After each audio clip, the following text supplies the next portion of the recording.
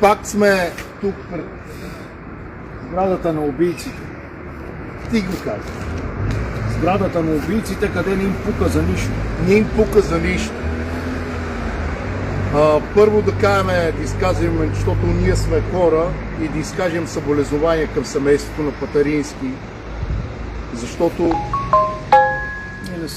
ние не се радваме на това, къде го е застигнал, но това е от Бог, от Господ, от Всевишния, където не сме да му произнеса името, от Него, от Господ Бог. Това е най-справедливия съд. Той е решал. И им казахме, че всички сме хора.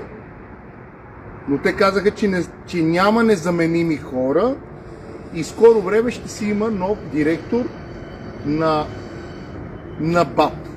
Ще си има нов назначен директор. Няма незаменими хора и той ще реши какво ще прави с нас. Включваме се повече да ви кажем, че утре от 3 часа в Велинград, в съда в Велинград, ще има дело наше за пускане на животните. Мое и на Виолет, на Светана. В 3 часа ще е делото и което казаха, че докторите нямало да присъстват, ще ли да се изпратят само юристи.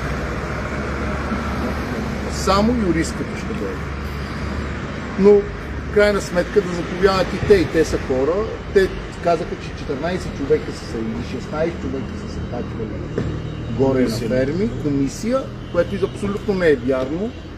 Никога не са идвали тези хора. Помолихме ги пак да се качи общо практикуващия лекар горе на фермите, за да види тези животни дали са живи, дали раждат, дали изобщо какво има. Има една